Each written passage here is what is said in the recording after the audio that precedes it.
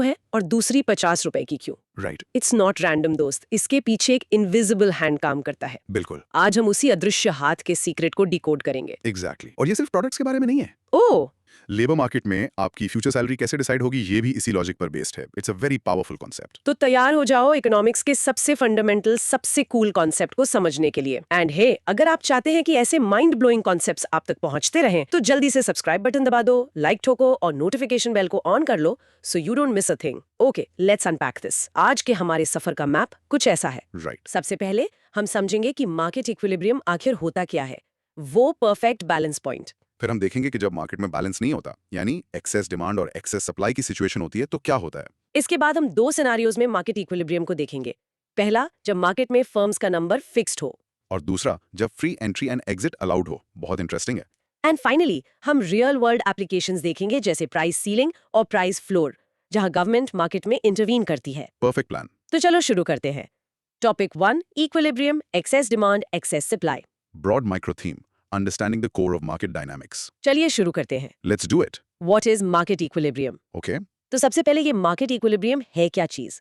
Basically आप इसे market का हैप्पी प्लेस समझ सकते हैं। Happy place, I like that. ये वो परफेक्ट मोमेंट है जहां बायर्स जितना खरीदना चाहते हैं, सेलर्स ठीक उतना ही बेचना चाहते हैं, एक पर्टिकुलर प्राइस पर। No more no less. Exactly, no leftovers, no shortages, market clear हो जाता है। समझे? ये बिल्कुल परफेक्ट तरीका है इसे समझाने का। टेक्निकली हम इसे डिफाइन करते हैं as a situation where market demand equals market supply. Okay. जिस प्राइस पर यह होता है उसे इक्विलिब्रियम प्राइस कहते हैं, जिसे हम पी स्टार पी लिखते हैं। और जितनी क्वांटिटी खरीदी बेची जाती है उसे इक्विलिब्रियम क्वांटिटी यानी क्यू स्टार कहते हैं। सिंपल। फॉर्मूला बिल्कुल सिंपल है, QDP इक्वल्स QSP। चलो एक एग्जांपल लेते हैं। इमेजिन करो एक बड़े कॉन्सर्ट की टिकट्स। मान लो एक फेमस आर्टिस्ट आ रहा है टाउन में। ओके। स्टेडियम में 8,000 सीट्स हैं। अगर टिकट का प्राइस 5,000 रुपए रखा जाता है और उस प्राइस पर 8,000 लोग ही टिकट खरीदने को तैयार हैं, तो मार्केट इक्विलिब्रियम में है। Perfect match. तो यहाँ 5,000 रुपीज हो गया इक्विलिब्रियम प्राइस और 8,000 टिकट्स हो गई इक्विलिब्रियम क्वांटिटी। मैच हो गया। बिल्कुल। चलो इसे थोड़ा और ब्रेक डाउन करते हैं। हाँ प्लीज। इंट्रोडक्शन। एक परफेक्टली कॉम्पिटिटिव मार्केट में हर बायर और सेलर अपने सेल्फ इंटरेस्ट से ड्रिवन होता है। राइट, सबको अपना फायदा देखना है। कंज्यूमर्स अपनी प्रेफरेंस मैक्सिमाइज करना चाहते हैं और फर्म्स अपना प्रॉफिट। इक्विलिब्रियम वो मैजिकल पॉइंट है जहां इन दोनों के ऑब्जेक्टिव्स कंपैटिबल हो जाते हैं। ओके। बैकग्राउंड। ये कॉन्सेप्ट एडम स्मिथ के इनविजिबल हैंड की थ्योरी से आता है। उन्होंने कहा था कि मार्केट जैसे किसी इनविजिबल हैंड से गाइड हो रहा हो, खुद ब खुद बैलेंस ढूंढ लेता है। ये इनविजिबल हैंड मुझे बहुत फैसिनेटिंग लगता है। Core logic. इसका कोर लॉजिक है कि इक्विलिब्रियम का मतलब है zero excess demand, zero access supply. अगर मार्केट डिमांड मार्केट सप्लाई के बराबर नहीं है तो प्राइस में चेंज होने की टेंडेंसी होगी। तो इनविजिबल हैंड प्राइस को एडजस्ट करेगा। एग्जैक्टली। Real world impact. ये समझना बिजनेसेस के लिए प्राइसिंग स्ट्रैटेजीज बनाने में और गवर्नमेंट्स के लिए इकोनॉमिक पॉलिसीज डिजाइन करने में हेल्प करता है। मतलब ये बहुत प्रैक्टिकल चीज है। बहुत ज्यादा। कंक्लूजन। तो इक्विलिब्रियम एक स्टेबल स्टेट है जहां मार्केट सेटल होता है, लेकिन ये हमेशा के लिए फिक्स्ड नहीं होता। ओके, तो ये फैसिनेटिंग है, लेकिन सच बताओ, ये इनविजिबल हैंड कोई रियल चीज है? ये एक मेटाफर है, एक बहुत पावरफुल मेटाफर। मतलब ये कोई एक्चुअल हाथ नहीं है। हाँ वो तो है। ये market forces of supply and demand हैं जो प्राइस को गाइड करते हैं। जब आप कोई चीज महंगी होने पर नहीं खरीदते तो आप उस इनविजिबल हैंड का एक छोटा सा हिस्सा हैं। अच्छा, तो क्या इक्विलिब्रियम हमेशा एग्जिस्ट करता है हर प्रोडक्ट के लिए? एक परफेक्टली कंपेटिटिव मॉडल में हाँ, मार्केट हमेशा उसकी तरफ मूव करने की टेंडेंसी रखेगा। ओके, सो टेंडेंसी। यस। रियल वर्ल्ड में थोड़े फ्रिक्शंस हो सकते हैं, जैसे इन्फॉर्मेशन परफेक्ट नहीं होती, बट टेंडेंसी हमेशा रहती है। अगर डिमांड 100 है और सप्लाई 99, तो क्या वो इक्विलिब्रियम है? Close, but technically no. Perfect equilibrium के लिए उन्हें एग्जैक्टली इक्वल होना चाहिए। वो एक यूनिट का डिफरेंस अभी भी प्राइस पर हल्का सा अपवर्ड प्रेशर डाल रहा है। इंटरेस्टिंग। और क्या इक्विलिब्रियम प्राइस हमेशा फेयर प्राइस होता है? मतलब जैसे लाइफ सेविंग मेडिसिन का प्राइस बहुत हाई हो तो वो फेयर तो नहीं लगता? ये बहुत इंपॉर्टेंट पॉइंट है। फेयर एक सब्जेक्टिव टर्म है, इक्विलिब्रियम प्राइस बस मार्केट क्लियरिंग प्राइस है। ये जरूरी नहीं कि वो फेयर या जस्ट हो। अच्छा। और इसीलिए कई बार गवर्नमेंट्स मार्केट में इंटरवीन करते हैं, जिसके बारे में हम आगे बात करेंगे। समझ गए। तो इक्विलिब्रियम का ऑपोजिट क्या हुआ? डिसइक्विलिब्रियम। इसका मतलब है कि मार्केट बैलेंस में नहीं है, और इसके दो ही टाइप हो सकते हैं, या तो एक्सेस डिमांड या एक्सेस सप्लाई। चलो अब पॉज करके बोलो। Equilibrium is a situation where market demand equals market supply. Practice. In short, equilibrium market का वो मैजिकल बैलेंस पॉइंट है जहां बायर्स और सेलर्स एग्री करते हैं। Topic 2, market equilibrium with a fixed number of firms. Broad micro theme, the mechanics of price determination. Finding equilibrium graphically. Let's get visual. Okay, तो theory तो समझ आ गई, पर हम इस इक्विलिब्रियम पॉइंट को ढूंढते कैसे हैं? अगर इसे ग्राफिकली सोचा जाए तो बहुत सिंपल है। हाँ, एक ग्राफ से सब क्लियर हो जाता है। एक डाउनवर्ड स्लोपिंग डिमांड कर्व होता है यानी डीडी, और एक upward sloping supply curve SS. जहां ये दोनों एक दूसरे को क्रॉस या इंटरसेक्ट करते हैं, बूम, वही पॉइंट इक्विलिब्रियम है। That's it. और वो इंटरसेक्शन पॉइंट हमें दो चीजें बताता है। प्राइस और क्वांटिटी। एग्जैक्टली। वर्टिकल एक्सिस पर आपको इक्विलिब्रियम प्राइस मिलता है और हॉरिजॉन्टल एक्सिस पर इक्विलिब्रियम क्वांटिटी। एग्जाम्पल लेते हैं विंटर जैकेट्स का मार्केट। जैसे जैसे प्राइस बढ़ेगा, सेलर्स ज्यादा जैकेट सप्लाई करना चाहेंगे, तो सप्लाई कर्व ऊपर जाता है। राइट। लेकिन बायर्स कम खरीदेंगे, तो डिमांड कर्व नीचे आता है। जहां ये दोनों कर्व्स क्रॉस होंगे, वही प्राइस एंड क्वांटिटी सेट हो जाएगी। अब इसकी मैकेनिक्स में जाते हैं। हाँ, इंट्रोडक्शन। जब मार्केट में फर्म्स का नंबर फिक्स्ड होता है तो सप्लाई कर्व गिवन होता है। हमारा काम है इन कर्व्स को यूज करके पी स्टार और क्यू स्टार ढूंढना। राइट। Background, excess demand. सोचो अगर prevailing price P1 equilibrium price P star से कम है तो क्या होगा? लोग ज्यादा खरीदना चाहेंगे, करेक्ट। क्वांटिटी डिमांडेड ज्यादा होगी, लेकिन फर्म्स कम बेचना चाहेंगी। तो शॉर्टेज हो जाएगी। एग्जैक्टली। रिजल्ट, एक्सेस डिमांड या सरप्लस। लोग ज्यादा प्राइस देने को तैयार होंगे और प्राइस बढ़ने लगेगा। राइट। Background, excess supply. अगर prevailing price P2 equilibrium price P star से ज्यादा है तो क्या होगा? तो इसका उल्टा होगा, फर्म्स ज्यादा बेचना चाहेंगी लेकिन लोग कम खरीदेंगे, सरप्लस हो जाएगा। बिल्कुल। रिजल्ट, एक्सेस सप्लाई या सरप्लस। और अब फर्म्स को प्राइस कम करना पड़ेगा। सो कोर लॉजिक ये है कि मार्केट फोर्सेस प्राइस को हमेशा पी स्टार की तरफ पुश करते हैं। वही invisible hand. At P star firms जितना बेचना चाहती हैं, कंज्यूमर्स उतना ही खरीदना चाहते हैं। कोई प्रेशर नहीं है प्राइस चेंज होने का। इसका रियल वर्ल्ड इंपैक्ट ये है कि बिजनेसेस को पता चलता है कि अगर उनके पास अनसोल्ड स्टॉक है तो प्राइस कम करना पड़ेगा। और अगर उनके स्टोर्स खाली हो रहे हैं तो प्राइस बढ़ा सकते हैं। कंक्लूजन, ये प्रोसेस बताता है कि प्राइस ऑटोमेटिकली एडजस्ट होकर इक्विलिब्रियम तक पहुंच जाता है। कूल ना? बहुत कूल। अगर एक्सेस डिमांड है तो प्राइस कितनी तेजी से बढ़ेगा, क्या मॉडल ये बताता है? Sharp question. ये मॉडल स्पीड नहीं बताता, सिर्फ डायरेक्शन बताता है। स्पीड मार्केट के कैरेक्टरिस्टिक्स पर डिपेंड करती है। जैसे स्टॉक मार्केट में मिली सेकंड्स में एडजस्टमेंट होता है, रियल एस्टेट मार्केट में सालों लग जाते हैं। और एक्सेस सप्लाई में फर्म्स को लॉस नहीं होगा अनसोल्ड इन्वेंट्री से? बिल्कुल होगा। अनसोल्ड इन्वेंट्री से उन्हें डेफिनेटली प्रॉब्लम होगी, स्टोरेज कॉस्ट बढ़ेगा, इसीलिए they are incentivised to lower the price. ये ग्राफ फिगर 5.1 हर प्रोडक्ट के लिए काम करता है, पिज्जा, फोन, सब। Yes, for any product in a perfectly competitive market. ये फाउंडेशनल ग्राफ है। लेकिन रियल लाइफ में प्राइसेस इतने परफेक्टली एडजस्ट होते हैं क्या? मुझे तो नहीं लगता। नॉट ऑलवेज परफेक्टली और इंस्टेंटली, राइट? लेकिन टेंडेंसी हमेशा वही रहती है। ये मॉडल उसी टेंडेंसी को समझने के लिए है। ओके, तो अगर मार्केट इतना एफिशिएंट है तो गवर्नमेंट को इंटरवीन करने की क्या जरूरत है? हाँ, great question, will come to that. कभी-कभी इक्विलिब्रियम प्राइस सोशल वेलफेयर के हिसाब से बहुत ज्यादा या बहुत कम माना जाता है। अब प्रैक्टिस करो। When price is below equilibrium, it causes excess demand. When price is above equilibrium, it causes excess supply. चलो बोलो। In short, the intersection of demand and supply curves reveals the market's equilibrium point, and any deviation corrects itself. Topic 2.2 Example.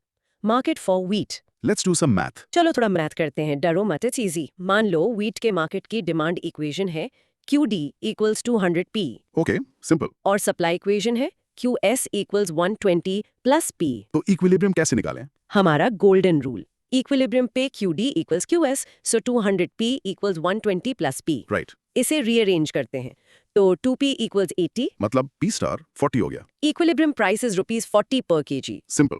और quantity बस P star की value किसी भी equation में डाल दो, Q star equals 200, 40 equals 160 kg, done. बिल्कुल। अब चलो डिसइक्विलिब्रियम टेस्ट करते हैं। अगर प्राइस इक्विलिब्रियम से कम हो, जैसे P1 is equal to 25, okay, अगर प्राइस 25 है तो डिमांड होगी 200 minus 25 यानी 175, और सप्लाई होगी 120 plus 25 यानी 145। तो डिमांड 175, सप्लाई 145 से ज्यादा है, एक्सेस डिमांड है 30 kg का, देखा शॉर्टेज। अब प्राइस को इक्विलिब्रियम से ऊपर रखते हैं। मान लो P2 is equal to 45 तो डिमांड होगी 200 minus 45 यानी 155, और सप्लाई 120 plus 45 यानी 165। अब सप्लाई ज्यादा है डिमांड से, एक्सेस सप्लाई हो गया 10 kg का, surplus. The math works perfectly. Pause करके इक्विलिब्रियम प्राइस निकालने का स्टेप एक्सप्लेन करो।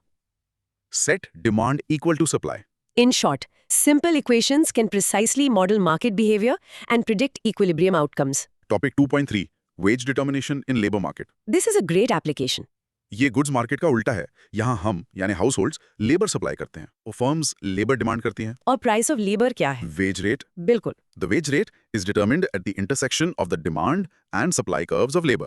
चलो पहले डिमांड फॉर लेबर समझते हैं। Okay, introduction. फर्म्स लेबर क्यों डिमांड करती हैं? To produce goods and services. Right. Background. Firms profit maximisers हैं। They will hire labor only if the additional benefit is equal to the additional cost. Benefit versus cost, simple. Extra cost of one more unit of labor equal to wage W. Simple. Okay. Extra benefit थोड़ा technical है. इसे कहते हैं marginal revenue product of labour, MRPL. MRPL, okay. ये होता है marginal revenue MR into marginal product of labour MPL. एक perfectly competitive firm के लिए MR प्राइस P के बराबर होता है. तो बेनिफिट हुआ value of marginal product of labour, VMPL. Correct, VMPL. तो हायरिंग रूल है W is equal to VMPL. Firm तब तक हायर करेगी जब तक वेज VMPL के बराबर ना हो जाए. ठीक है. अब रियल वर्ल्ड इम्पैक्ट सोचो.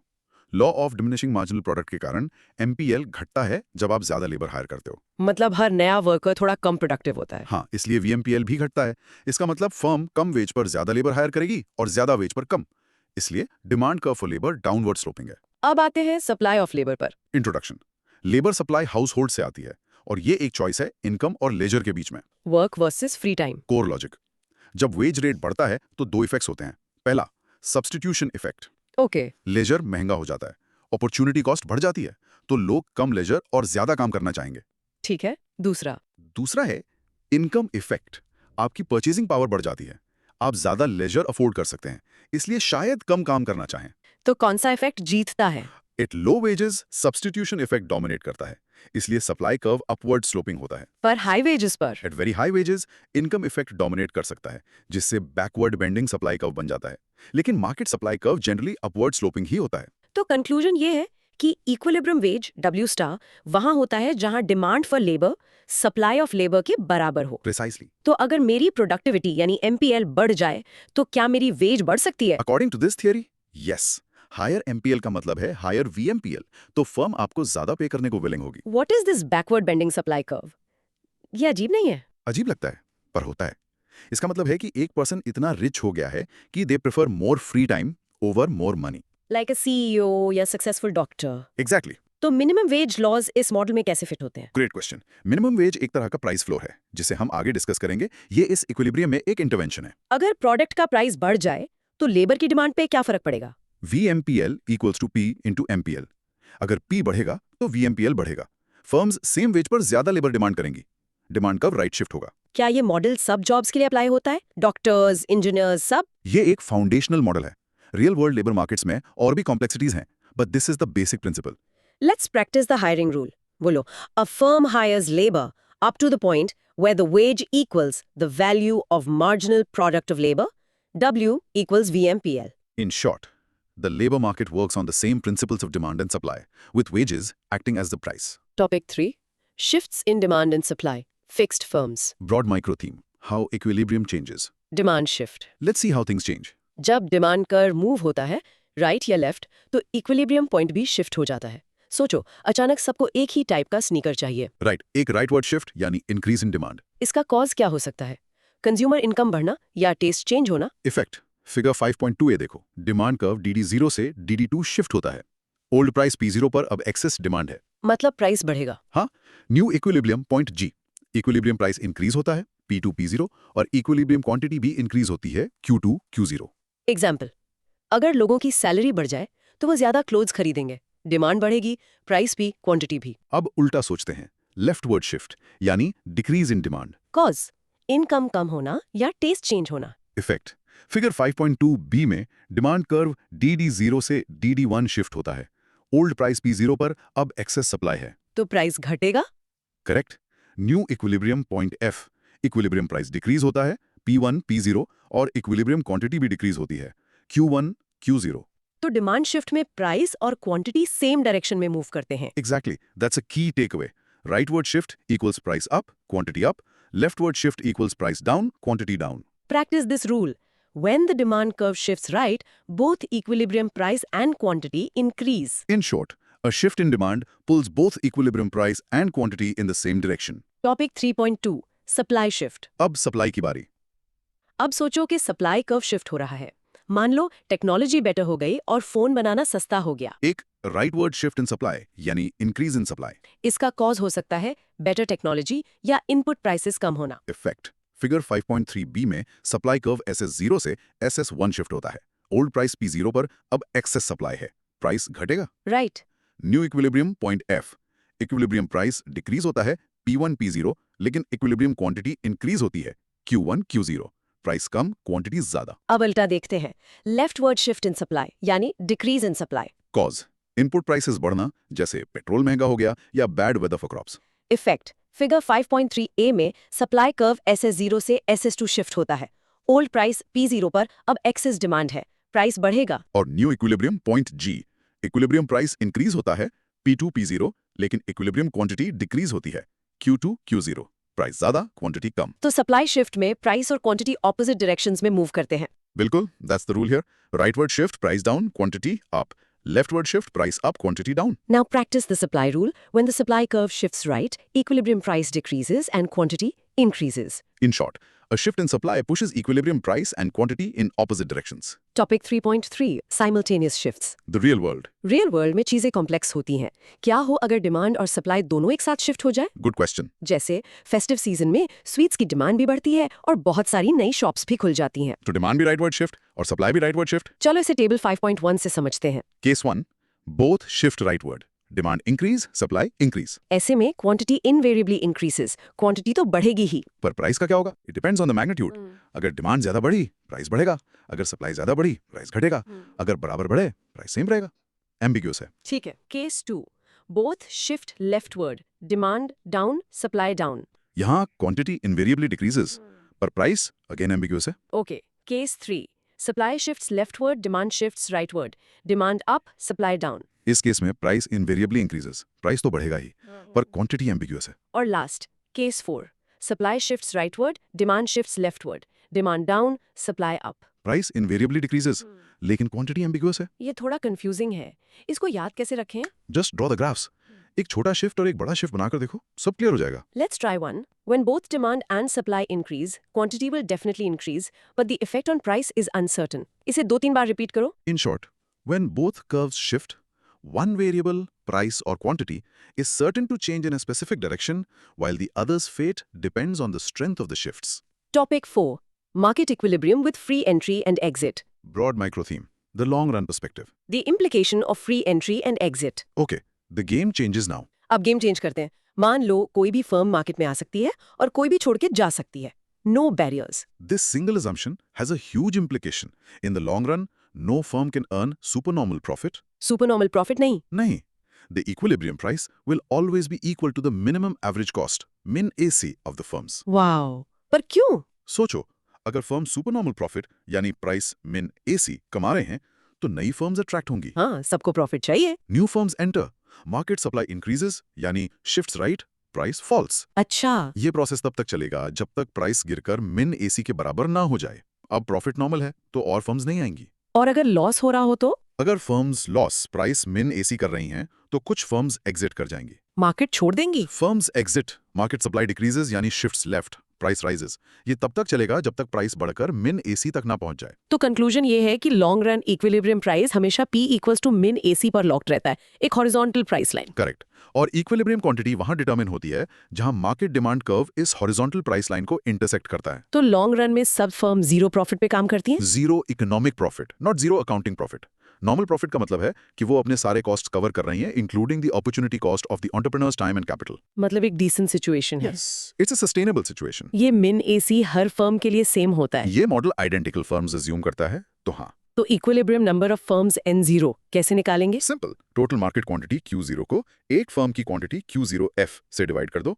N0 is equal to Q0 Q0F. इसको याद कर लो। With free entry and exit, the equilibrium price equals the minimum average cost. In short, free entry and exit acts as a powerful force that anchors the market price to the minimum average cost in the long run. Topic 4.2 Shifts in demand with free entry and exit. So what happens now? अब सोचो, जब firms freely enter exit कर सकती हैं, तब अगर demand shift हो तो क्या होगा? याद रखो, प्राइस तो min AC पे लॉक्ड है। बहुत अच्छा क्वेश्चन। चलो देखते हैं एक rightward shift, increase in demand. Demand curve DD0 से DD1 शिफ्ट होती है, फिगर 5.6a। इनिशियली प्राइस बढ़ने की टेंडेंसी होगी जिससे सुपर नॉर्मल प्रॉफिट्स बनेंगे और प्रॉफिट्स न्यू फर्म्स को अट्रैक्ट करेंगे। Correct.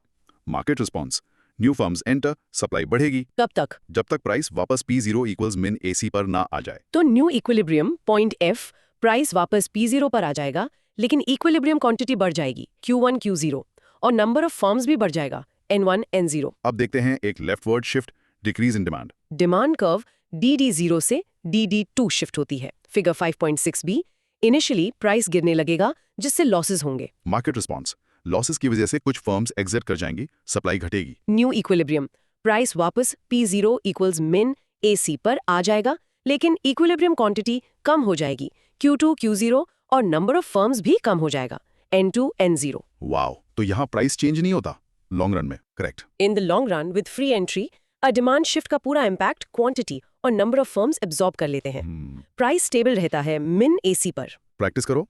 With free entry, a demand shift changes quantity and the number of firms, but not the equilibrium price. In short, free entry makes the market incredibly responsive on quantity but rigid on price.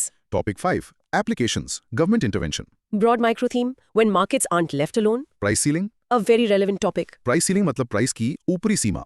Government एक maximum price fix कर देती है, उससे ज्यादा पे बेचना illegal है, जैसे जरूरी चीजों, वीट, शुगर, केरोसिन के लिए। It's an upper limit, and it's imposed below the equilibrium price P to be effective. सरकार ऐसा क्यों करती है? Introduction, सरकार का इंटेंशन होता है to make necessary items affordable for the poor. Okay, ठीक है। Core logic, figure 5.7, equilibrium price P star है। गवर्नमेंट ने प्राइस सीलिंग लगा दिया पीसी पर, जहां पीसी पी स्टार। इस लो प्राइस पर क्या होगा? At this low price PC, consumers बहुत डिमांड करेंगे, क्यूसी, लेकिन फर्म्स बहुत कम सप्लाई करना चाहेंगी, क्यूसी। तो फिर से शॉर्टेज? हाँ, रिजल्ट एक्सेस डिमांड और शॉर्टेज, क्यूसी क्यूसी। इसके रियल वर्ल्ड इम्पैक्ट क्या होते हैं? इसके एडवर्स कॉन्सिक्वेंसेस हो सकते हैं। जैसे 1. शॉर्टेजेस, मार्केट में चीज की कमी हो जाती है। 2. रेशनिंग, सरकार को रेशन कूपन्स या फेयर प्राइस शॉप्स के थ्रू डिस्ट्रीब्यूशन कंट्रोल करना पड़ता है। और 3. लॉन्ग क्यूज, लोगों को रेशन शॉप्स के बाहर लंबी लाइंस लगानी पड़ती हैं। और सबसे बुरा 4. ब्लैक मार्केट, ब्लैक मार्केट, कुछ लोग ज्यादा प्राइस देकर चीज खरीदने को तैयार होते हैं, जिससे ब्लैक मार्केटिंग शुरू हो जाती है। रिजल्ट में शॉर्टेज और दूसरी प्रॉब्लम्स क्रिएट हो सकती हैं Correct. अगर प्राइस सीलिंग इक्विलिब्रियम प्राइस से ऊपर सेट कर दें तो it would be non binding and have no effect. Market simply equilibrium price पर ऑपरेट करेगा। और ब्लैक मार्केट में प्राइस क्या होता है? वो सीलिंग प्राइस और ओरिजिनल इक्विलिब्रियम प्राइस दोनों से ज्यादा होगा because of the severe shortage. चलो practice saying a price ceiling set below the equilibrium price causes excess demand leading to shortages. In short, price ceilings aim for affordability, but often create scarcity and unintended negative consequences. Topic 5.2, price floor. अब इसका उल्टा। ये ceiling का उल्टा है। Price floor मतलब price की निचली सीमा। गवर्नमेंट एक मिनिमम प्राइस फिक्स कर देती है, उससे कम पे खरीदना इलीगल है। मोस्ट कॉमन एग्जाम्पल्स हैं एग्रीकल्चरल सपोर्ट प्राइसेस जैसे MSP और मिनिमम वेज फॉर लेबर। और ये इफेक्टिव होने के लिए इक्विलिब्रियम प्राइस पी से ऊपर सेट किया जाता है। सरकार ऐसा क्यों करती है? इंट्रोडक्शन, टू प्रोटेक्ट प्रोड्यूसर्स जैसे फार्मर्स या workers from low prices wages. Core logic, figure 5.8, equilibrium price P star है।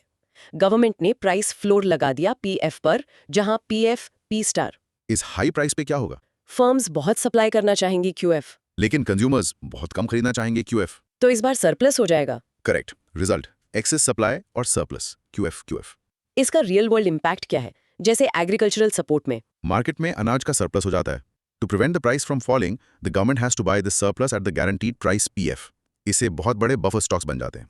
और मिनिमम वेज के केस में लेबर मार्केट में एक minimum wage above the equilibrium wage can lead to an excess supply of labour, जिसका मतलब है unemployment. तो कंक्लूजन ये है कि प्राइस फ्लोर्स प्रोड्यूसर्स को सपोर्ट कर सकते हैं, पर वो सरप्लसेस क्रिएट कर सकते हैं जो गवर्नमेंट के लिए कॉस्टली होते हैं या अनएम्प्लॉयमेंट क्रिएट कर सकते हैं। एग्जैक्टली। तो MSP से सरकार के पास इतना अनाज इकट्ठा हो जाता है। Yes, that's exactly the outcome of a price floor policy. The government becomes a major buyer to absorb the surplus. तो मिनिमम वेज गुड है या bad? It's a highly debated topic. ये उनको हेल्प करता है जिनकी जॉब्स रहती हैं, पर ये मॉडल सजेस्ट करता है कि ये उनको हार्म कर सकता है जो अपनी जॉब्स खो देते हैं या उन्हें जॉब नहीं मिलती। Let's practise. A price floor set above the equilibrium price causes excess supply leading to a surplus. In short, price floors aim to protect producers but often create surpluses and inefficiencies. Recap and content in dibbing. Let's wrap it up. What a ride! बहुत कुछ सीखा हमने। चलो एक quick recap करते हैं। We discussed the broad micro theme, understanding the core of market dynamics. हमने market equilibrium से शुरू किया। ये मार्केट का स्वीट स्पॉट है जहां डिमांड और सप्लाई बराबर होते हैं। यहीं पर प्राइस और क्वांटिटी डिसाइड होते हैं। फिर हमने देखा fixed firms versus free entry. जब फर्म्स फिक्स्ड होती हैं तो डिमांड सप्लाई शिफ्ट से प्राइस और क्वांटिटी दोनों चेंज होते हैं। और जब फ्री एंट्री एग्जिट होती है तो प्राइस हमेशा मिनिमम एवरेज कॉस्ट पर रहता है और डिमांड शिफ्ट्स का पूरा असर क्वांटिटी और नंबर ऑफ फर्म्स पर पड़ता है। Finally government intervention, price ceiling, maximum price affordability के लिए होता है, पर शॉर्टेजेस पैदा कर सकता है। और price floor, minimum price, producers को प्रोटेक्ट करने के लिए होता है पर सरप्लस क्रिएट कर सकता है। Content probes. अब आपकी बारी। Try to present these concepts out loud to yourself. 1. Explain the concept of invisible hand in your own words. 2. Draw a demand-supply graph and show what happens when the price is below equilibrium. 3. Explain why the demand curve for labor is downward sloping. 4. What is the main difference in the outcome of a demand shift when firms are fixed versus when there is free entry? 5. Why does a price ceiling lead to a black market? And 6. Using the price floor logic, explain why minimum wage might cause unemployment. The challenge. Today's challenge. आज का आपका challenge simple है। अपने आसपास देखो, pick any one product, your phone, a coffee, anything. सोचो इसका price क्यों बढ़ या घट सकता है, Interesting. कौन से डिमांड शिफ्ट्स और सप्लाई शिफ्ट्स इसे इफेक्ट कर सकते हैं। Try to analyse it, it's fun, I promise. And that's a wrap on our deep exploration of market equilibrium. Great discussion. अब आपको मार्केट का सीक्रेट पता चल गया है। कूल ना? Remember, these are foundational models. The real world is more complex, but all that complexity is built on these simple, powerful ideas. अगर आपको ये आहा मोमेंट मिला तो हमें कमेंट सेक्शन में जरूर बताओ and don't forget to subscribe, like and share with anyone who wants to be smarter about how the world works. मिलते हैं अगले एनालिसिस। कभी सोचा है कि कुछ कंपनियों के पास इतनी पावर क्यों होती है कि वो जो चाहे प्राइस वसूल सकती है? जैसे आपकी लोकल केबल कंपनी या फिर इंडियन रेलवेज। क्या ये कोई मैजिक है? मैजिक तो बिल्कुल नहीं है। बिल्कुल नहीं, ये प्योर इकोनॉमिक्स है और आज हम इसी पावर के सीक्रेट को अनकवर करने वाले हैं। राइट। ये सिर्फ एक एकेडमिक चर्चा नहीं है, ये आपके आसपास की दुनिया को समझने के बारे में है। एग्जैक्टली। तो अपनी सोचने की टोपी पहन लीजिए और अगर आप इस तरह के इंसाइटफुल एनालिसिस मिस नहीं करना चाहते तो जल्दी से सब्सक्राइब बटन दबाएं, लाइक करें और नोटिफिकेशन बेल को जरूर ऑन कर लें ताकि कोई भी अपडेट मिस ना हो। आज की हमारी जर्नी नॉन कॉम्पिटिटिव मार्केट्स की दुनिया में है। मतलब जहां कंपटीशन कम या ना के बराबर है। एग्जैक्टली। हम परफेक्ट कंपटीशन की वो कंफर्टेबल टेक्स्ट बुक वाली दुनिया से बाहर निकलेंगे जहां हर कोई एक प्राइस टेकर होता है। ओके। हमारा लर्निंग मैप कुछ इस तरह है। सबसे पहले सिंपल मोनोपोली, जब मार्केट में सिर्फ एक राजा होता है। The one and only. फिर मोनोपोली इक्विलिब्रियम, वो मोनोपोलिस्ट अपना प्रॉफिट कैसे मैक्सिमाइज करता है। उसके बाद मोनोपोलिस्टिक कंपटीशन, जब कई सेलर्स तो होते हैं लेकिन उनके प्रोडक्ट्स थोड़े अलग होते हैं। थोड़े डिफरेंट, ठीक है। और आखिर में ओलिगोपोली, जब मार्केट में सिर्फ कुछ ही बड़े खिलाड़ी होते हैं। The big boys club. सही समझे। चलिए इस दिलचस्प विषय की गहराई में उतरते हैं। Topic 1, simple monopoly in the commodity market. Broad micro theme, understanding the structure of a one seller market. चलिए शुरू करते हैं। Chunk 1, what is a monopoly? तो इसका हमने एक क्लियर हेडिंग दिया है, मोनोपोली की परिभाषा। बेसिकली मोनोपोली एक ऐसा मार्केट स्ट्रक्चर है जहां किसी कमोडिटी का सिर्फ एक सिंगल सेलर या प्रोड्यूसर होता है। सोचो पूरे बाजार में सिर्फ एक ही दुकान। हाँ, और इसके साथ 3 कंडीशंस जुड़ी हैं, ये याद रखना। Okay, 3 conditions. पहला, एक ही प्रोड्यूसर। सिंपल। दूसरा, उस प्रोडक्ट का कोई क्लोज सब्स्टिट्यूट नहीं होना चाहिए, मतलब उसके जैसा कुछ और आसपास मिलना नहीं चाहिए। राइट। और तीसरा, सबसे जरूरी, दूसरी फर्म्स की एंट्री पर रिस्ट्रिक्शंस होनी चाहिए, मतलब कोई और आकर वो चीज नहीं बेच सकता। Barriers to entry. इसे समझने के लिए एक एग्जांपल लेते हैं। इमेजिन कीजिए एक दूर दराज का गांव जहां पानी के लिए सिर्फ एक ही कुआं है। ठीक है। और उस कुएं का मालिक एक ही व्यक्ति है। वो एक मोनोपोलिस्ट है। गांव वालों को पानी उसी से खरीदना पड़ेगा, नो अदर ऑप्शन। कूल ना? बहुत ही परफेक्ट एग्जाम्पल है। इससे कॉन्सेप्ट बिल्कुल क्लियर हो जाता है। तो थोड़ा कंटेंट डिस्कस करते हैं। हम एक ऐसे मार्केट की बात कर रहे हैं जहां कंपटीशन इफेक्टिवली जीरो है। एक सेलर, बहुत सारे बायर्स। हाँ, ये परफेक्ट कंपटीशन के ठीक ऑपोजिट है। परफेक्ट कंपटीशन में क्या होता है? बहुत सारी फर्म्स, फ्री एंट्री एग्जिट और सबके प्रोडक्ट्स बिल्कुल सेम, आइडेंटिकल। और मोनोपोली में ये सब रूल्स टूट जाते हैं। यहाँ पर फर्म ही इंडस्ट्री है। एग्जैक्टली। यहाँ एक बहुत इंटरेस्टिंग पॉइंट है, competitive behaviour versus competitive structure. Okay, ये क्या है? इनके बीच एक उल्टा रिश्ता है। मार्केट स्ट्रक्चर जितना ज्यादा कंपेटिटिव होगा, जैसे परफेक्ट कंपटीशन, फर्म्स का बिहेवियर उतना ही कम कंपेटिटिव होता है क्योंकि वो सब प्राइस टेकर्स हैं। अच्छा, वो आपस में लड़ नहीं रहे। राइट।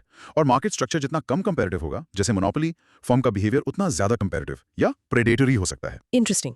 अब आते हैं मोनोपोली के सबसे बड़े सीक्रेट पर। वो है कि market demand curve is the average revenue AR curve. Okay, let's break this down. क्योंकि मोनोपोलिस्ट ही अकेला सेलर है, तो पूरे मार्केट की जो डिमांड कर्व है वही उसकी डिमांड कर्व है। सिंपल। राइट, पूरा मार्केट उसी का है। हाँ, और डिमांड कर्व का नियम क्या है? अगर उसे ज्यादा क्वांटिटी बेचनी है तो उसे प्राइस कम करना पड़ेगा। बिल्कुल। प्राइस और क्वांटिटी का ये रिश्ता ही उसकी एवरेज रेवेन्यू कर्व है, क्योंकि एवरेज रेवेन्यू प्राइस ही तो होता है। इसे एक एग्जांपल से समझा सकते हैं? जरूर।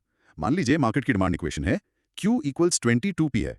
ठीक है। इसे हम P के लिए सॉल्व कर सकते हैं, तो ये बन जाएगा P = 10 - 0.5Q। अब देखिए जैसे जैसे Q यानी क्वांटिटी बढ़ता है, P यानी प्राइस घट जाता है। राइट। Q अगर 2 है तो P 9 है, Q अगर 4 है तो P 8 हो जाता है। एग्जैक्टली। यही तो डाउनवर्ड स्लोपिंग डिमांड कर्व है। ठीक है, अब कुछ क्रॉस क्वेश्चनिंग करते हैं इस पर। 1 मिनट। तो अगर कोई मोनोपोलिस्ट है तो वो अपनी मर्जी से कोई भी कितनी भी ज्यादा कीमत क्यों नहीं रख सकता? बहुत अच्छा सवाल।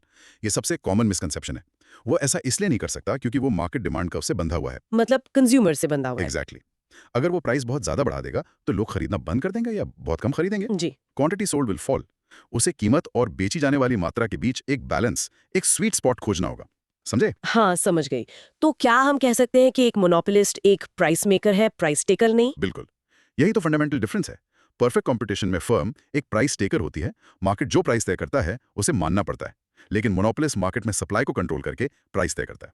He is the price maker. Okay. और आपने कहा नो क्लोज सब्स्टिट्यूट। इसका असल में क्या मतलब है? प्रैक्टिकली तो हर चीज का कोई ना कोई सब्स्टिट्यूट होता ही है। सही बात है। थ्योरेटिकली हाँ। लेकिन प्रैक्टिकल टर्म्स में इसका मतलब है कि कोई डायरेक्ट और इजी सब्स्टिट्यूट नहीं है। जैसे ट्रेन यात्रा का सब्स्टिट्यूट हवाई यात्रा हो सकती है। राइट। लेकिन एक छोटे 200 किलोमीटर के रूट के लिए हो सकता है ट्रेन ही एक ऐसी सर्विस हो जिसका कोई प्रैक्टिकल सब्स्टिट्यूट ना हो।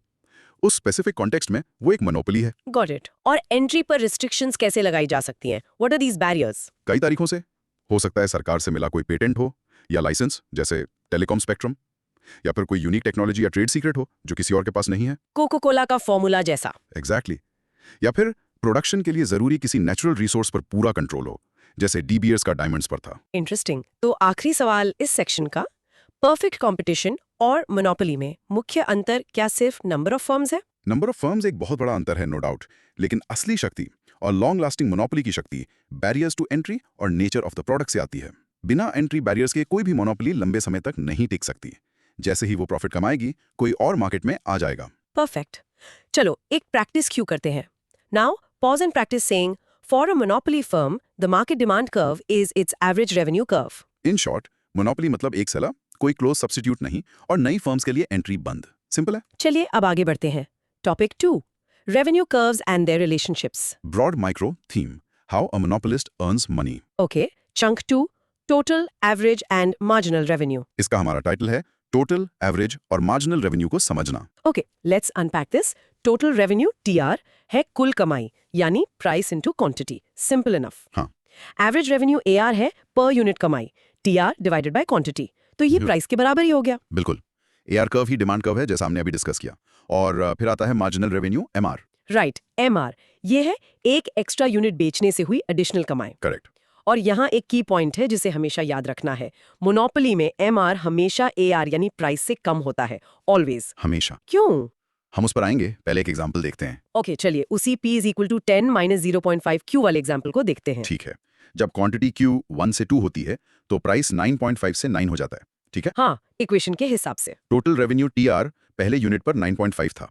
2 यूनिट्स पर 2 multiply by 9 is equal to 18 हो गया। राइट। तो MR कितना हुआ? दूसरी यूनिट से एक्स्ट्रा रेवेन्यू कितना मिला? 18 माइनस 9.5 यानी 8.5। अच्छा, तो दूसरी यूनिट बेची 9 रुपए में, लेकिन एक्स्ट्रा कमाई सिर्फ 8.5 रुपए हुई। देखो, एमआर 8.5, उस प्राइस 9 से कम है। एग्जैक्टली। टेबल 6.1 जो सोर्स में है, इसे बहुत साफ दिखाता है। जैसे जैसे क्वांटिटी बढ़ती है, TR पहले बढ़ता है, एक मैक्सिमम पॉइंट पर पहुंचता है और फिर गिरने लगता है। और एमआर? MR लगातार घटता है और नेगेटिव भी हो जाता है। अब आते हैं कंटेंट डिस्कशन पर। एक मोनोपोलिस्ट के लिए रेवेन्यू की कहानी सीधी नहीं है। उसे ज्यादा बेचने के लिए प्राइस घटानी पड़ती है। हाँ, और इसका रेवेन्यू पर बहुत इंटरेस्टिंग असर होता है। परफेक्ट कंपटीशन में सोचिए, वहां फर्म जितनी चाहे क्वांटिटी सेम प्राइस पर बेच सकती है। इसीलिए वहां price equal to AR equal to MR होता है, एक फ्लैट लाइन। हाँ, वहां दुनिया सिंपल थी। मोनोपोली में ये पूरी तरह बदल जाती है। राइट। अब आते हैं TR कर्व के शेप पर। TR कर्व एक इन्वर्टेड वर्टिकल पैराबोला, यानी एक उल्टे यू की तरह होता है। ओके। ये पहले बढ़ता है, हमारे एग्जाम्पल में 10 यूनिट्स पर मैक्सिमम 50 रुपए होता है, और फिर गिरने लगता है। ऐसा इसलिए होता है क्योंकि एक पॉइंट के बाद प्राइस में गिरावट का असर क्वांटिटी में वृद्धि से ज्यादा होने लगता है। मतलब आप डिस्काउंट देके इतने ज्यादा कस्टमर्स ले आते हैं कि टोटल कमाई ही कम हो जाती है। सही पकड़ा। अब AR और MR रिलेशनशिप को और गहराई से देखते हैं। AR कर्व यानी डिमांड कर्व डाउनवर्ड स्लोपिंग है। MR कर्व भी डाउनवर्ड स्लोपिंग है, लेकिन ये हमेशा एआर कर्व के नीचे होती है। करेक्ट। और मैथमेटिकली MR कर्व का स्लोप AR कर्व से आधा डबल होता है।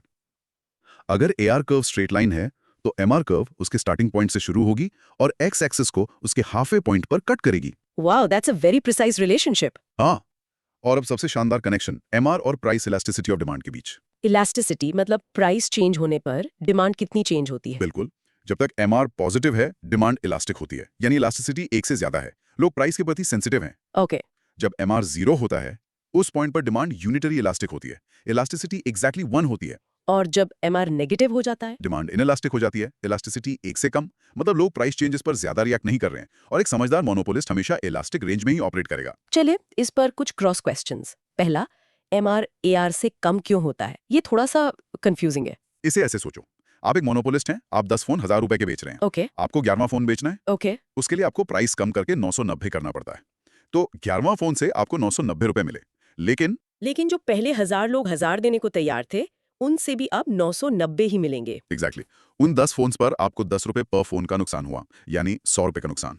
तो आपका MR हुआ नए फोन से मिली कीमत माइनस पुराने यूनिट्स पर हुआ नुकसान। यानी 990 माइनस 100 विच इज 890। राइट। तो नया प्राइस 990 था, लेकिन MR सिर्फ 890, इसलिए MR हमेशा प्राइस से कम होता है। वाओ, अब बिल्कुल क्रिस्टल क्लियर हो गया। नेक्स्ट क्वेश्चन, TR कर्व का गिरना शुरू होना क्या दिखाता है? ये दिखाता है कि फर्म उस पॉइंट पर पहुंच गई है, यहाँ प्राइस में और कमी करने से टोटल रेवेन्यू घटने लगेगा। इसका मतलब है क्वांटिटी बढ़ने से जो फायदा हो रहा है वो प्राइस घटने के नुकसान से कम है। At this point MR is negative. तो क्या कोई मोनोपोलिस्ट कभी इन इलास्टिक डिमांड वाले हिस्से में काम करेगा? एक प्रॉफिट मैक्सिमाइजिंग मोनोपोलिस्ट कभी नहीं। सोचो क्यों। इन इलास्टिक रेंज में MR नेगेटिव होता है। हाँ, इसका मतलब है कि अगर वो आउटपुट कम करेगा तो उसका TR बढ़ेगा, और आउटपुट कम करने से उसकी कॉस्ट भी कम होगी। ओ, TR बढ़ेगा और कॉस्ट कम होगी तो प्रॉफिट तो डेफिनेटली बढ़ेगा। इट्स अ नो ब्रेनर, इसलिए वो हमेशा elastic part of the demand curve पर रहता है। Got it. अगर डिमांड कर्व ज्यादा स्टीप है, मतलब खड़ी है, तो MR और AR के बीच का अंतर ज्यादा क्यों होता है? क्योंकि एक स्टीप डिमांड कर्व का मतलब है कि डिमांड इनइलास्टिक है, प्राइस के प्रति ज्यादा सेंसिटिव नहीं है। नहीं, एक मिनट, स्टीप का मतलब है? सॉरी, हाँ, स्टीप डिमांड कर्व का मतलब है कि आपको थोड़ी सी भी ज्यादा क्वांटिटी बेचने के लिए प्राइस में बहुत बड़ी गिरावट करनी पड़ेगी। राइट, प्राइस बहुत ज्यादा ड्रॉप करना पड़ेगा। और प्राइस में ये बड़ी गिरावट पुरानी सभी यूनिट्स पर बड़ा नुकसान पहुंचाएगी, जिससे MR और AR के बीच का फासला बढ़ जाएगा। Okay, makes perfect sense. आखिरी सवाल, MR 0 कब होता है? MR 0 उस एग्जैक्ट पॉइंट पर होता है जब टोटल रेवेन्यू अपने मैक्सिमम पॉइंट पर होता है। इसके बाद एक और यूनिट बेचने से TR कम होने लगता है और MR नेगेटिव हो जाता है। ग्रेट, चलिए प्रैक्टिस करते हैं। Okay, practice saying this. When total revenue is rising, marginal revenue is positive. When TR is maximum, MR is 0। To sum up, for a monopolist, AR is the demand curve and MR is always below it. A smart monopolist operates only where demand is elastic, which means MR is positive. Okay, next topic. Topic 3, short run equilibrium of the monopoly firm. Broad micro theme. Finding the monopolist's sweet spot for maximum profit. ठीक है, chunk 3, profit maximisation. इसका हमारा title है monopolist का संतुलन और अधिकतम मुनाफा। इक्विलिब्रियम, ये वो पॉइंट है जहां मोनोपोलिस्ट को सबसे ज्यादा प्रॉफिट मिलता है और वो अपनी प्रोडक्शन क्वांटिटी को बदलना नहीं चाहता। The sweet spot. बिल्कुल, और ये स्वीट स्पॉट दो तरीकों से पाया जा सकता है। एक, टोटल रेवेन्यू और टोटल कॉस्ट कर्व्स का उपयोग करके, ठीक है, और दूसरा जो ज्यादा कॉमन है, मार्जिनल रेवेन्यू और मार्जिनल कॉस्ट कर्व्स का उपयोग करके। चलिए फिर से उस गांव वाले कुएं के मालिक के पास चलते हैं। एक सिंपल केस लेते हैं। मान लीजिए कि पानी निकालने की कोई कॉस्ट नहीं है, जीरो कॉस्ट। ठीक है, TC इज इक्वल टू 0। तो उसका profit is equal to TRTC, simply TR के बराबर होगा। तो वो कितना पानी बेचेगा? सिंपल, वो उतना पानी बेचेगा जहां उसका टोटल रेवेन्यू मैक्सिमम हो, और TR मैक्सिमम कहाँ होता है? जहां MR इज इक्वल टू 0 हो। हमारे P is equal to 10.5 Q वाले एग्जाम्पल में ये 10 यूनिट्स पर था। वो 10 यूनिट्स को 5 रुपए पर यूनिट पर बेचेगा और 50 रुपए का मैक्सिमम मुनाफा कमाएगा। परफेक्ट। चलिए अब इसके कंटेंट डिस्कशन पर आते हैं। हर फर्म की तरह एक मोनोपोलिस्ट का भी गोल प्रॉफिट मैक्सिमाइज करना होता है, लेकिन वो ये कैसे डिसाइड करता है कि कितना प्रोड्यूस करना है? राइट। परफेक्ट कंपटीशन में फर्म तब तक प्रोड्यूस करती है जब तक प्राइस यानी AR उसके मार्जिनल कॉस्ट MC के बराबर ना हो जाए। P equal to MC। लेकिन मोनोपोलिस्ट के लिए नियम अलग हैं। ठीक है, तो अब हम अज्यूम करते हैं कि प्रोडक्शन की कॉस्ट जीरो नहीं है, देयर आर पॉजिटिव कॉस्ट्स। हाँ, एक रियलिस्टिक सिनेरियो लेते हैं। मेथड 1 है total curves TR and TC। Profit क्या होता है? TR minus TC। राइट। तो ग्राफ पर प्रॉफिट वहां मैक्सिमम होगा जहां TR और TC कर्व्स के बीच का वर्टिकल डिस्टेंस सबसे ज्यादा हो, और of course TR curve TC curve के ऊपर होनी चाहिए। सोर्स के फिगर 6.7 में जैसे दिखाया गया है, ये आउटपुट लेवल Q0 पर होता है। में आएगा a golden rule of profit maximisation. और वो रूल है प्रोडक्शन उस लेवल पर करो जहां marginal revenue MR equals marginal cost MC हो। ओके, ये रूल क्यों काम करता है? Why MR is equal to MC? इसका लॉजिक बहुत इंट्यूटिव है। अगर MR MC हायर है, मतलब एक और यूनिट बनाने से आपकी रेवेन्यू आपकी कॉस्ट से ज्यादा बढ़ेगी, तो प्रॉफिट बढ़ेगा। हाँ, तो आपको वो यूनिट बनानी चाहिए, आप प्रोडक्शन बढ़ाएंगे। और अगर MR MC लोअर है, इसका मतलब है आखिरी यूनिट बनाने से आपकी कॉस्ट आपकी रेवेन्यू से ज्यादा बढ़ी, तो आपका प्रॉफिट कम हो गया। तो आप प्रोडक्शन घटाएंगे। एग्जैक्टली। तो संतुलन या इक्विलिब्रियम सिर्फ MR इक्वल्स MC पर ही मिलेगा। फिगर 6.8 में जैसे दिखाया है एट पॉइंट ई। ओके, तो MR is equal to MC से हमें इक्विलिब्रियम क्वांटिटी Q0 मिल जाती है, लेकिन प्राइस कैसे पता चलता है? Excellent question. यह एक कॉमन मिस्टेक है। लोग सोचते हैं ई पॉइंट पर जो वैल्यू है वो प्राइस है। नहीं, प्राइस जानने के लिए हम Q0 क्वांटिटी से सीधा ऊपर डिमांड कर्व यानी AR कर्व तक जाते हैं। अच्छा, तो Q0 पर कंज्यूमर कितना देने को तैयार है वो प्राइस होगा। प्रिसाइजली। और प्रॉफिट कितना हुआ? प्रॉफिट पर यूनिट होता है AR AC यानी प्राइस माइनस एवरेज कॉस्ट, और टोटल प्रॉफिट हुआ ARAC इनटू Q0। ठीक है, अब क्रॉस क्वेश्चनिंग। तो क्या मोनोपोलिस्ट हमेशा ऑलवेज प्रॉफिट कमाता है? शॉर्ट रन में जरूरी नहीं है। अगर इक्विलिब्रियम प्राइस उसकी एवरेज टोटल कॉस्ट AC से कम है तो उसे लॉस भी हो सकता है। तो वो बिजनेस बंद कर देगा। अगर प्राइस एवरेज वेरिएबल कॉस्ट से भी कम है तो हाँ, वो शटडाउन कर देगा। लेकिन अगर प्राइस AC से कम है पर AVC से ज्यादा, तो वो लॉस में भी ऑपरेट करता रहेगा ताकि फिक्स कॉस्ट कवर हो सके। ओके, लेकिन लॉन्ग रन में? लॉन्ग रन में बैरियर्स टू एंट्री के कारण वो सुपर नॉर्मल प्रॉफिट्स कमा सकता है और सस्टेन भी कर सकता है। ये परफेक्ट कंपटीशन में पॉसिबल नहीं है।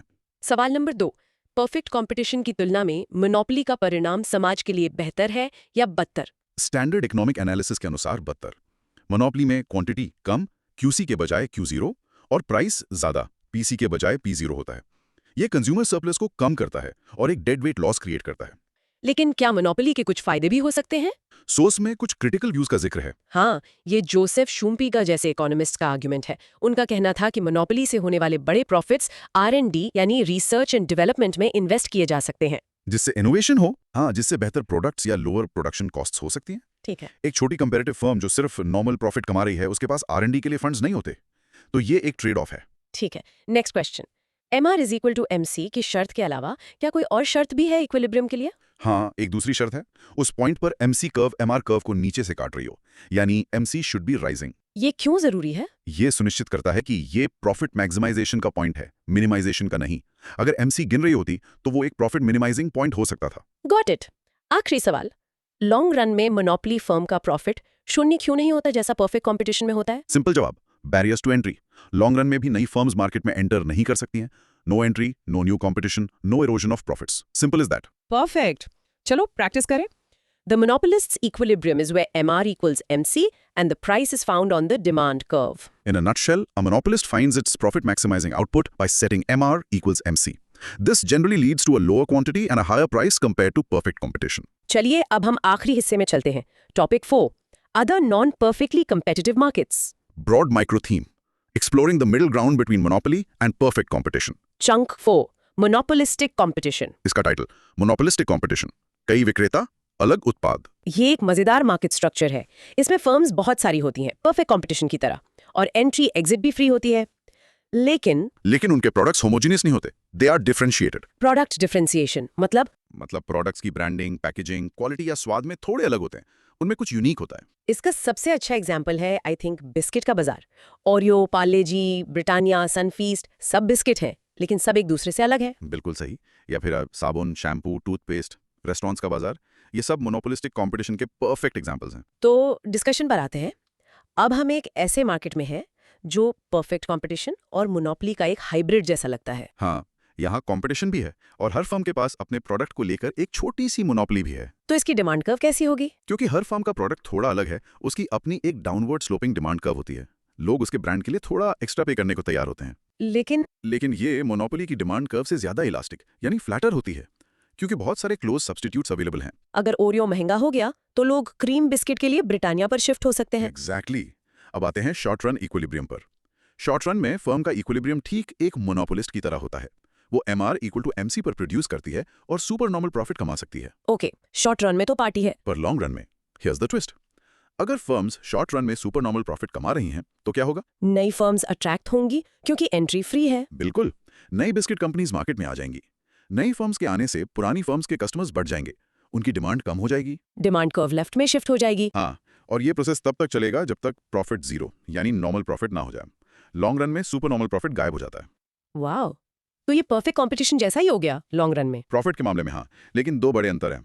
लॉन्ग रन में भी फर्म परफेक्ट कंपटीशन की तरह जीरो सुपर नॉर्मल प्रॉफिट कमाती है, लेकिन मोनोपोली की तरह वो minimum average cost per produce नहीं करती और प्राइस MC से ज्यादा होता है। चलिए इस पे क्रॉस क्वेश्चनिंग करते हैं। तो लॉन्ग रन में क्या कंज्यूमर को मोनोपोलिस्टिक कंपटीशन में परफेक्ट कंपटीशन से ज्यादा कीमत चुकानी पड़ती है? हाँ, लॉन्ग रन में भी price is greater than MC और प्रोडक्शन मिनिमम एसी पर नहीं होता, जिससे थोड़ी इनएफिशिएंसी रहती है। लेकिन इसके बदले में कंज्यूमर को कुछ मिलता है। हाँ, कंज्यूमर को मिलती है प्रोडक्ट वैरायटी, चॉइसेस। ये परफेक्ट कंपटीशन में नहीं मिलता, जहां सब कुछ आइडेंटिकल है। सवाल नंबर 2, प्रोडक्ट डिफरेंशिएशन फर्म्स को मार्केट पावर कैसे देता है? ये ब्रांड लॉयल्टी बनाता है। एक कंज्यूमर जो एक खास ब्रांड का टूथपेस्ट पसंद करता है, वो कीमत थोड़ी बढ़ने पर तुरंत दूसरे ब्रांड पर शिफ्ट नहीं करेगा।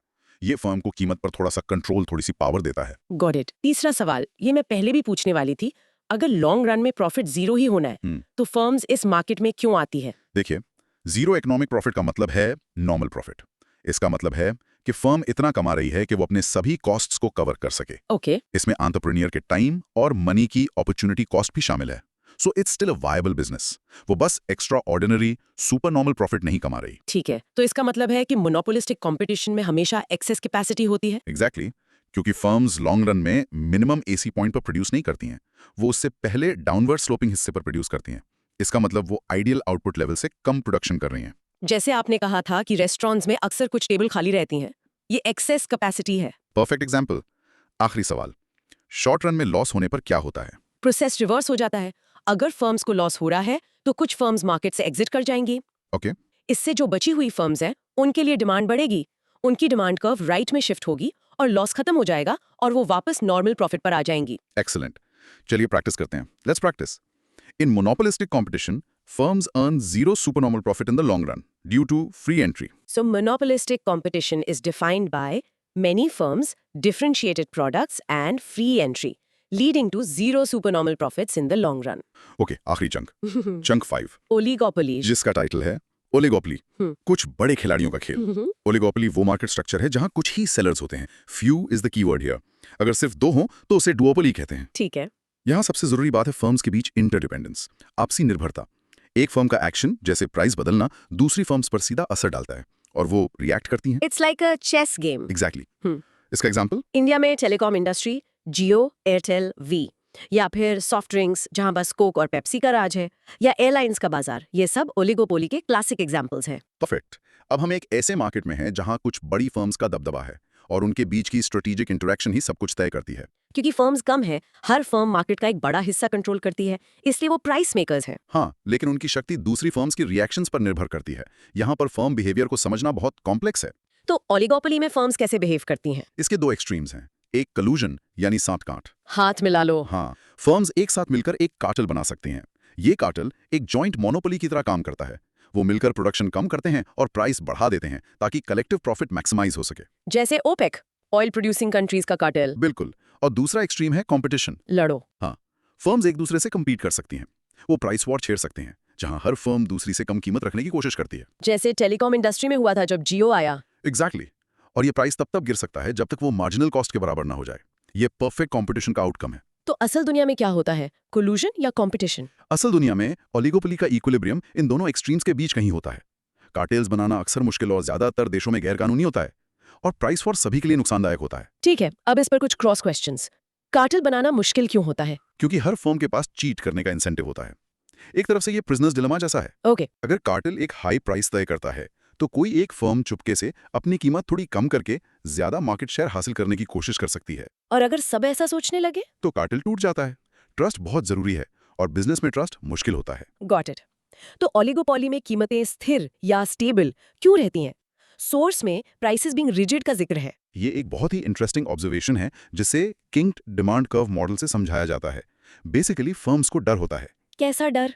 उन्हें डर होता है कि अगर उन्होंने प्राइस बढ़ाई तो कोई और नहीं बढ़ाएगा और वो अपने कस्टमर्स खो देंगी। सही बात है। और अगर उन्होंने प्राइस घटाई तो सब घटा देंगे, एक प्राइस वॉर शुरू हो जाएगा और किसी का फायदा नहीं होगा। इस डर से कोई कुछ नहीं करता और कीमतें एक लेवल पर रिजिड या स्टिकी हो जाती हैं। प्रिसाइसली। ठीक है, क्या ओलिगोपोली में प्रोडक्ट डिफरेंशिएशन होता है? हाँ, बिल्कुल हो सकता है। जैसे कार इंडस्ट्री या स्मार्टफोन्स, हर ब्रांड दूसरे से अलग है, लेकिन ये जरूरी नहीं है। स्टील, एल्यूमिनियम, क्रूड ऑयल जैसी कमोडिटीज में भी ओलिगोपोली हो सकती है, जहां प्रोडक्ट मोर और लेस होमोजीनियस होता है। तो डिफरेंशिएशन जरूरी नहीं है, बट हो सकता है। ठीक है, और ओलिगोपोली में एंट्री बैरियर्स कैसे होते हैं? बहुत मजबूत, वेरी स्ट्रॉन्ग। इसमें इकोनॉमीज ऑफ स्केल यानी बड़े पैमाने पर उत्पादन से कॉस्ट कम होना एक बड़ा फैक्टर है। मतलब नई कंपनी को आते ही बहुत बड़ा इन्वेस्टमेंट करना पड़ेगा टू कम्पीट। एग्जैक्टली। भारी पूंजी की जरूरत, एस्टैब्लिश्ड ब्रांड्स का दबदबा, डिस्ट्रीब्यूशन नेटवर्क्स पर कंट्रोल, ये सब आम है, मेजर बैरियर्स हैं। एक नई टेलीकॉम कंपनी शुरू करना कितना मुश्किल है ना? बहुत ज्यादा। आखिरी सवाल, तो कंज्यूमर के लिए ओलिगोपोली अच्छा है या बुरा? ये फर्म के बिहेवियर पर डिपेंड करता है। इसका कोई एक जवाब नहीं है। अगर वो कोलूड करते हैं तो ये मोनोपोली जैसा ही बुरा है, हाई प्राइसेस, लो आउटपुट। और अगर compete करते हैं? अगर वो फेयरली compete करते हैं तो ये परफेक्ट कंपटीशन जैसा अच्छा हो सकता है, लो प्राइसेस, मोर इनोवेशन। ये ग्रे एरिया है। ओके, चलिए प्रैक्टिस करते हैं। Practice saying it. The key feature of an oligopoly is the interdependence among firms. In short, oligopoly means a few large firms whose strategic interactions, somewhere between full collusion and fierce competition, determine market outcomes. तो दोस्तों, आज हमने non competitive markets की एक गहरी और I must say बहुत ही exciting यात्रा की। हाँ, बहुत ही फैसिनेटिंग कॉन्सेप्ट्स हैं ये। हमने देखा कि बाजार सिर्फ परफेक्ट कंपटीशन के सिंपल रूल से नहीं चलते। मोनोपोली की अकेली शक्ति से लेकर ओलिगोपोली के स्ट्रेटेजिक शतरंज तक हर स्ट्रक्चर की अपनी एक अलग कहानी है। आइए आज की चर्चा को समराइज करते हैं। हमारा ब्रॉड माइक्रो थीम था the world beyond perfect competition. और की टेकअवेज? पहला, मोनोपोली, एक सेलर, प्राइस पर कंट्रोल और MR is equals to MC पर मैक्सिमम प्रॉफिट। इसका रिजल्ट जनरली कम उत्पादन और ज्यादा कीमत होता है। ठीक है। दूसरा, मोनोपोलिस्टिक कंपटीशन, कई सेलर्स, डिफरेंशिएटेड प्रोडक्ट्स और फ्री एंट्री। लॉन्ग रन में सुपरनॉर्मल प्रॉफिट जीरो हो जाता है, लेकिन हमें प्रोडक्ट वैरायटी मिलती है। चॉइसेस। राइट। और तीसरा, ओलिगोपोली, कुछ बड़े खिलाड़ियों का खेल जहां इंटरडिपेंडेंस सबसे जरूरी है। उनका बिहेवियर कोल्यूजन और कंपटीशन के बीच झूलता रहता है। फैंटास्टिक। अब आपके सोचने के लिए कुछ कंटेंट प्रोब्स। सवाल नंबर 1, आप अपने डेली लाइफ में मोनोपोली का सबसे अच्छा एग्जाम्पल क्या देखते हैं? 2, मोनोपोलिस्टिक कंपटीशन में प्रोडक्ट वैरायटी की क्या कीमत है जो हम चुकाते हैं? 3, क्या आपको लगता है कि टेलीकॉम इंडस्ट्री में फर्म्स कोल्यूड करती हैं या कम्पीट, और क्यों? 4, अगर आपको एक मोनोपोलिस्ट फर्म चलाने का मौका मिले तो आप अपनी प्राइस कैसे तय करेंगे? 5, क्या सरकार को मोनोपोलीज को रेगुलेट करना चाहिए? अगर हाँ, तो कैसे? और आखिरी नंबर 6, ओलिगोपोली में एक नई छोटी फर्म के लिए सर्वाइव करना इतना मुश्किल क्यों है? और आज का चैलेंज, यस, द चैलेंज। अपने किसी दोस्त या फैमिली मेंबर को मोनोपोलिस्टिक कंपटीशन और ओलिगोपोली के बीच का अंतर सिर्फ एक एक एग्जांपल का यूज करके समझाने की कोशिश करें। देखें कि क्या आप इसे सिंपल रख सकते हैं। That's a great challenge. ये ज्ञान आपको एक बेहतर कंज्यूमर और एक इन्फॉर्म्ड सिटीजन बनाता है। अगली बार जब आप किसी ब्रांड के प्रति वफादार हों या अपने मोबाइल बिल को देखें तो आप पर्दे के पीछे की इकोनॉमिक्स को समझेंगे। बिल्कुल। अगर आपको ये एनालिसिस पसंद आया तो हमें कमेंट सेक्शन में बताएं, और हाँ, चैनल को सब्सक्राइब करना ना भूलें ताकि आप हमारे अगले ज्ञानवर्धक सफर में शामिल हो सकें। तब तक सीखते रहें।